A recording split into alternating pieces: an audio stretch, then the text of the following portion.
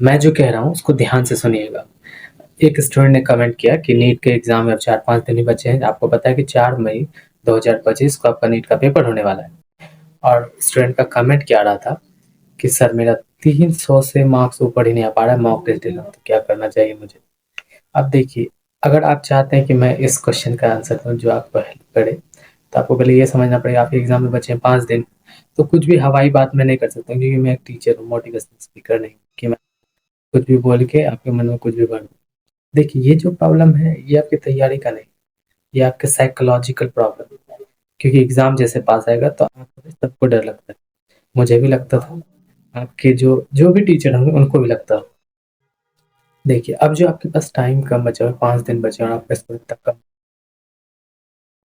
तो और मुझे बस सिर्फ 2 ही लोग जानते हैं कि प्रॉब्लम कहाँ है। आपको पता है कि काम करने की जगह आपने कांड कर दिया, पूरे साल ठीक से पढ़ाई नहीं की है और आप चाह रहे हैं कि अचानक से 2-3 दिन के अंदर मैं कुछ ऐसा बताऊँ जिससे सब कुछ ठीक हो जाए। तो ऑब्वियस है उतना तो इम्प्रूव नहीं हो पाएगा। लेकिन अगर आप अपने मन, अगर आपने ढंग से पढ़ाई की है और नहीं भी की है तो आपको लास्ट टाइम में क्या करना चाहिए, मैं बस वही आपको बताता हूँ। कोई भी ज़्यादा ऊपर-ऊपर ज्ञान की बातें नहीं। देखिए, पहले अपने मन को समझाइए कि जो गलती होना था 1-2 साल के प्रिपरेशन के दौरान वो आप कर चुके हैं, ठीक है?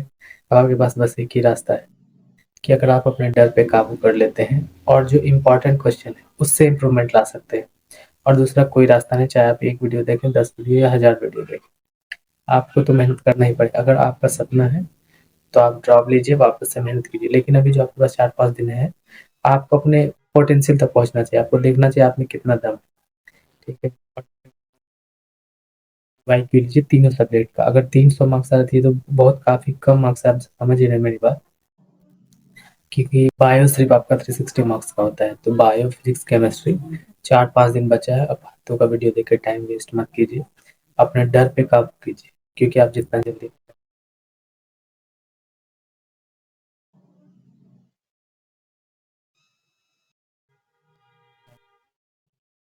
उसके बाद ज़्यादा वीडियो देखना बंद करके सीधा काम पे लग जाइए, क्योंकि 4-5 दिन है।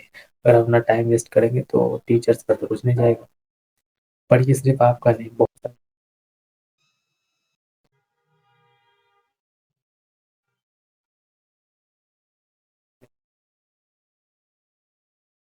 तो इसका मतलब ये नहीं कि बाकी लोग नहीं पढ़ते हैं, सबको कबाड़ा कर ही देते हैं, तैयारी स्टार्ट तो करते हैं अच्छे से, लेकिन लास्ट में गड़बड़ कर देते हैं। पर अभी हमारे पास एकदम टाइम नहीं है अपने आप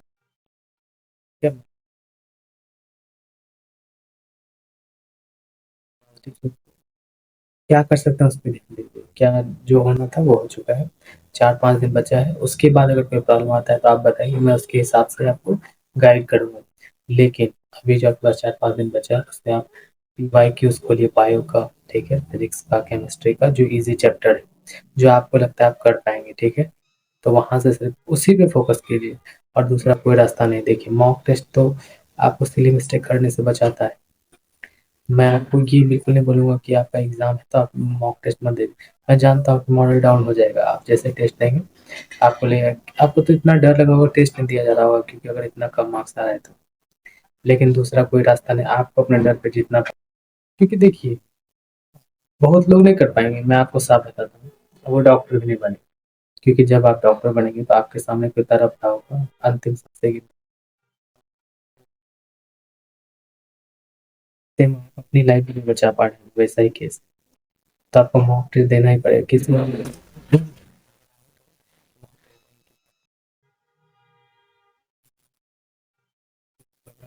वो अच्छा डॉक्टर नहीं, सिंपल एग्ज़ाम, एग्ज़ाम पास करके आप कॉलेज पहुँच जाएँगे, तो आपको क्या लगता है जो एग्ज़ाम में टॉप करता है वो इंडिया का या दुनिया का बेस्ट डॉक्टर बने? बिल्कुल भी नहीं। असली हीरोगिरी तो वहाँ पे दिखाना पड़ता है। तो आपको अभी से हिम्मत वाला बनना पड़ेगा। समझ रहे हैं मेरी बात? अगर आप समझ रहे हैं, तो आप समझ चुके होंगे मैं आपको क्या कहना चाह रहा हूँ। अभी आपके पास एकदम टाइम नहीं कि आप फालतू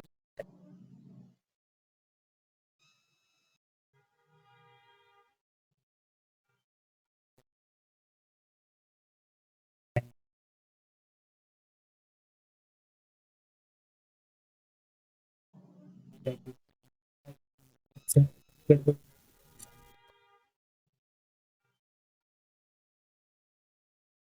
चाहिए। जैसे आपने देखा कि आधार कार्ड ऑथेंटिक